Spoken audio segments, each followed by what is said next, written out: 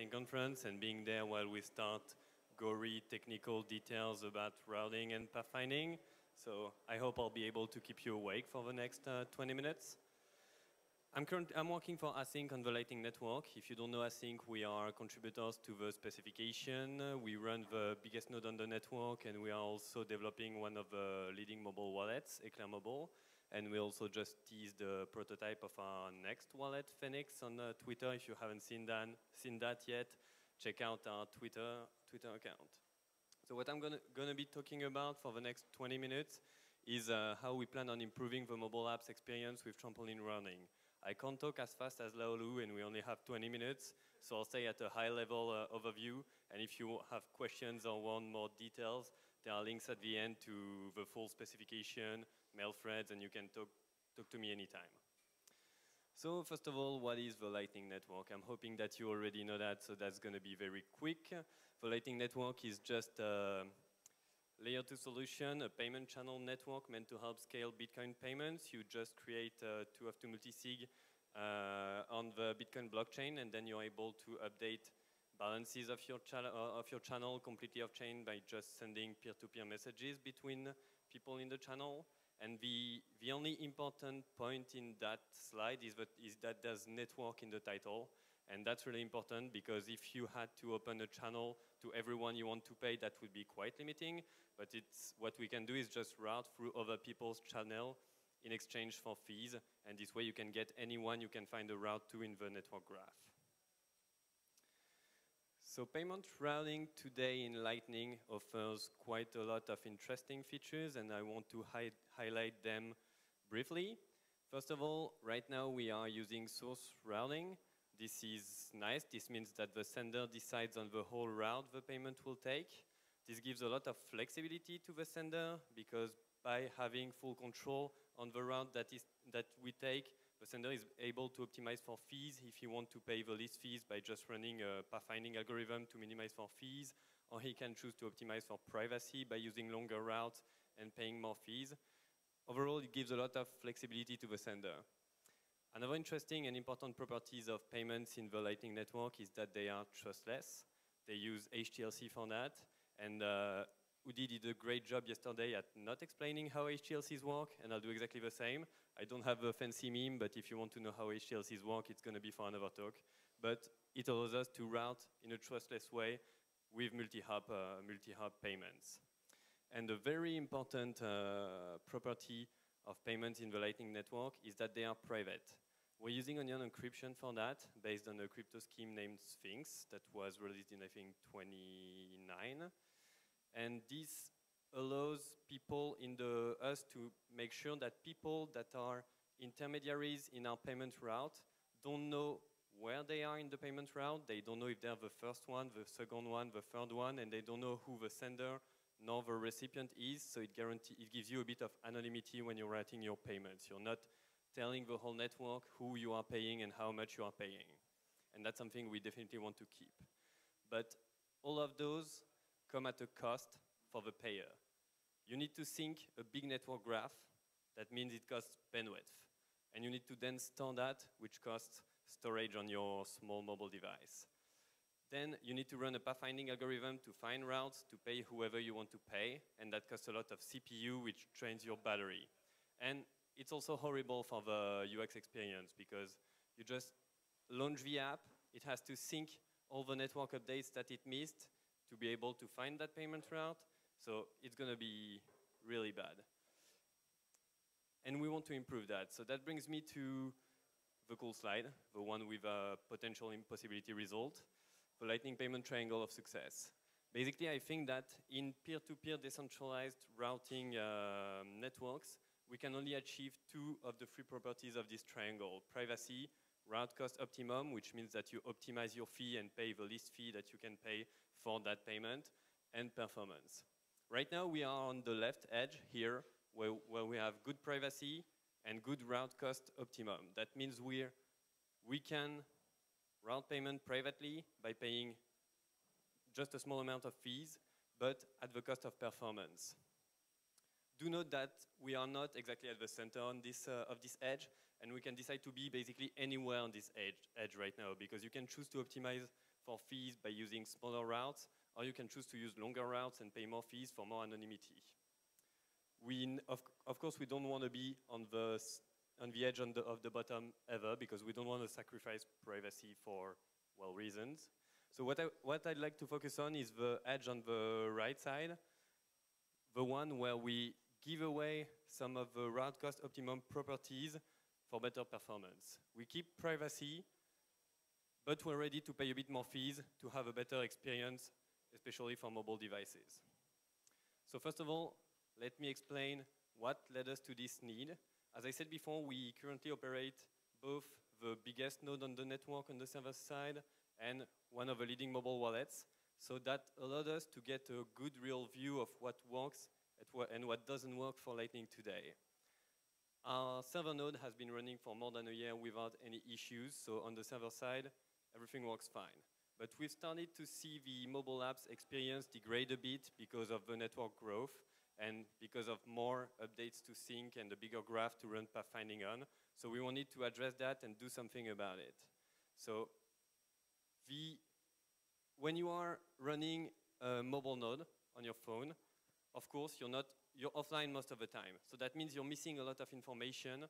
And when you're taking your phone out of your pocket and what you want is just to pay something, in fact, you have to do a lot of things before that. You have to first connect to a peer, sync all the updates that you have missed about what happened in the network to get a good enough view of the graph to be able to find a route. So this consumes a lot of bandwidth. You could be on a mobile plan and you don't want to consume that much bandwidth, and it takes time. That means you have a spinner running and you can't just pay. You have to wait for that to finish syncing. Then once you're done, you also need to run a pathfinding algorithm to find the route to your destination. If it's some guy on the other side of the graph, this is going to take time as well, consume a lot of CPU, drain your battery, and you're still not paying. You're still seeing a sliding thing saying that you have to wait. So that's bad. We want to do better than that. And when we think about mobile payment apps, we think of things like Apple Pay, Venmo, etc., or WeChat. And what we want to do is just take our phone out of our pocket, scan a QR code, and voila, the payment is sent instantly. If we want to get mainstream adoption of Lightning, that's who our competitors are. So our UX should be no different. We should have the same kind of UX, and it should not be that painful for users to just pay something with the Lightning Network. So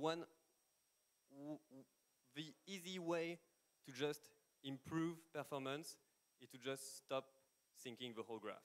If you don't still sync the whole graph, then that means you don't have to consume bandwidth to sync things that are far away from you. That means you have a much lighter pathfinding algorithm to run because the network graph is going to be a lot smaller. So overall, it's going to improve the performance a lot. But of course, if you don't sync the whole network, how do you find a route to your destination? Because if you don't know how to reach the guy, then you can't pay either. You have something that's faster, but you can't pay. So the idea is to use what we call trampoline routing. You are going to simply defer building parts of a route to some nodes in the network. Not the whole route, because that would be just the same thing as a custodial wallet, but only parts of a route. So you're going to keep the same privacy properties that you care about. So the idea is that you're going to only sync the part of the network that's close to you. For example, your 2-radius neighborhood. If we have a node in the center here in light blue, we're going to sync only nodes that are at a distance of 2 from us, or we could choose 3 or 4 depending on what bandwidth we have available on our phone and how often we are online. But for example, let's choose 2. That means we have a much smaller graph to sync and analyze when we're trying to pay. And we're also going to be syncing some trampoline nodes from the network. That could be remote, that could be in your local neighborhood. We're going to sample them probably randomly. Those are the nodes in dark blue here. When you want to make a payment, you're going to first choose a trampoline route. That means you're going to choose a few trampoline nodes that you're going to use to reach your destination. For example, here, node 1 and node 2. And let's imagine that our destination is that node in gray. We're choosing node 1 and node 2 and committing to using that route. We make it so that the first trampoline node is in our neighborhood. That way, we can find a normal payment route to the first trampoline node and send him what looks like a normal payment. And when it reaches that trampoline node, he's going to discover instructions to route to node 2. So he's going to run the pathfinding algorithm for us to find the route to node 2 and to forward our payment to node 2. When node 2 receives the payment, he will peel the onion and discover instructions to route to that node in gray. And in fact, and run the pathfinding algorithm to find a route to that node. So it repeats. You can use as many trampoline nodes as you want, not as many, there's a limit, of course, but you repeat until you reach the destination. And the thing that makes that possible is a change we made to the protocol recently, which is variable length onion, and I'll detail that in that slide. So the idea is before that, a few months ago, what we had in our onion construction is that we had a 1,300 bytes onion divided in 20 frames of 65 bytes. So that meant we had 65 bytes per intermediate nodes in the network, and we couldn't put many information in there, but we could make 20 hops through the network. Now we changed that to make it so that we can put as many bytes as we want for each intermediate nodes. And what we do with that is that we are putting in the payload, the big onion payload, a smaller onion payload, which is what's in orange here. So here, Alice wants to pay Bob. Alice is choosing trampoline nodes 1 and 2 to pay Bob. So Alice is first creating a small onion in orange, where she says, you need to start reading it from the bottom. It says, forward to node 8 to Bob, a payment with that expiry and that amount, 1,000 sat. Then she encrypts that for node 2. Then she adds on top of that instructions for node 1 to route to node 2, saying, hey, you should route to node ID T2 with that expiry and that amount. And then that makes an onion that can only be decrypted by node 1. Then Alice is going to run a pathfinding algorithm, but on a much smaller graph, to find the path to node 1. And she's going to put that orange onion in a normal onion that says to the first gray node, you should forward 1,045 sats through that channel ID 42.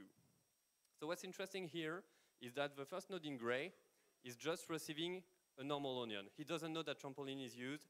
He doesn't have to be updated to understand trampoline. It's just a legacy payment, and this can be a legacy node. But when it reaches the node 1, he's going to be able to decrypt the top level onion and verify that he was supposed to receive 1,045 sats. And then he finds that there's a smaller onion in there that he can also decrypt. And decrypting that smaller onion gives him information about what he needs to send to trampoline node 2. So now he runs the pathfinding algorithm and does the same, puts that small onion in a bigger onion and sends that to node 2. And he's going to repeat at node 2 until it reaches the final destination. So basically, this is effectively trading fees for performance. Because Alice here didn't have to run anything expensive. She had to run a pathfinding algorithm on a graph that has a depth of only 3. So this is really simple. She can completely brute force that, and it's still going to run in less than 100 milliseconds. And it's node 1 that is computing a route and node 2 that's computing a route. And for that, they take a bit more fees than what they would have otherwise taken with normal relay. So,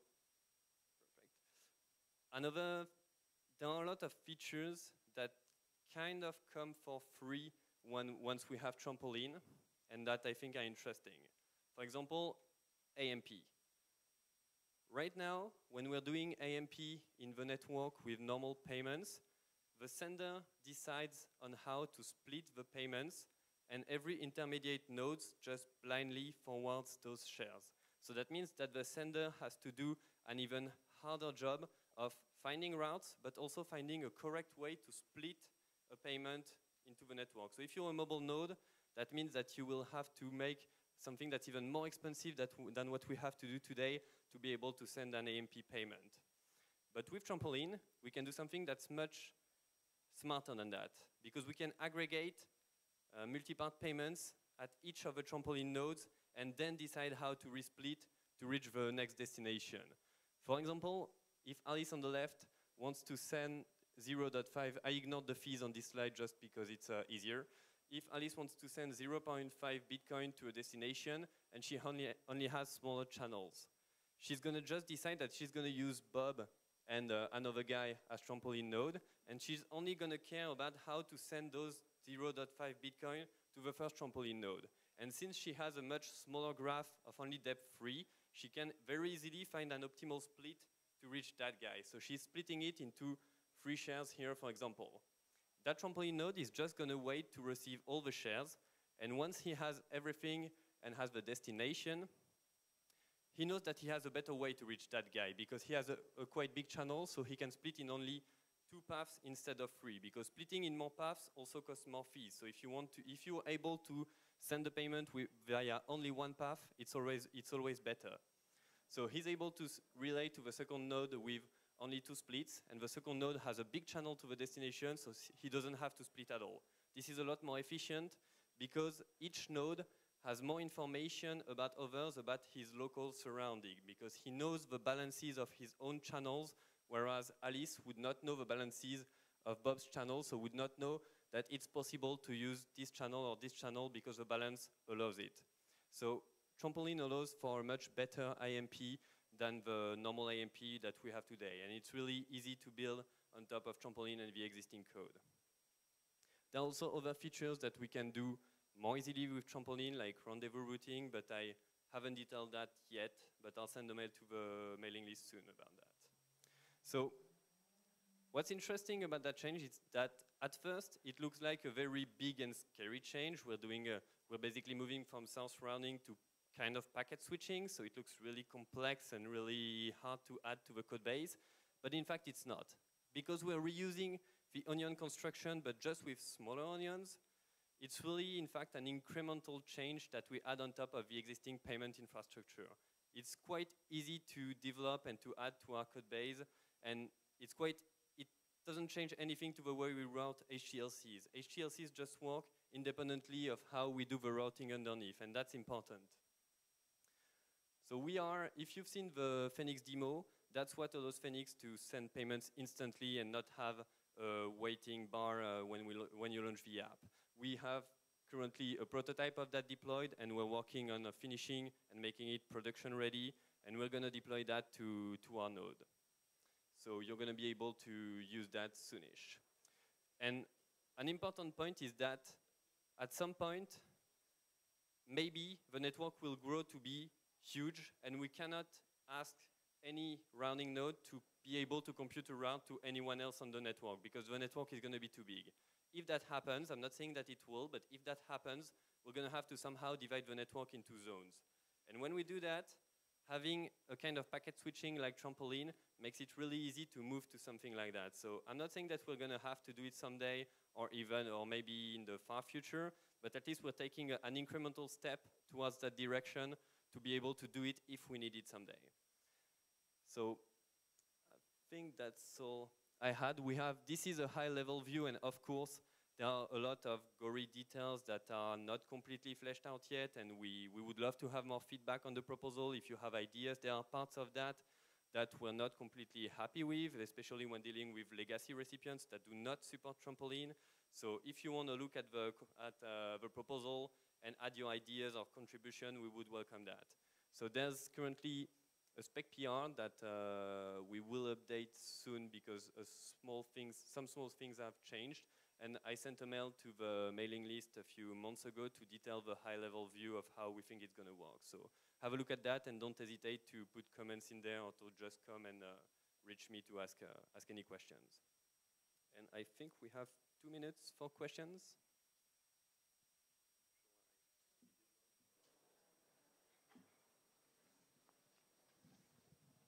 So my question is about privacy in Trampoline routing. How do you prevent, let's say, the NS8 to run a large fraction of all Trampoline nodes?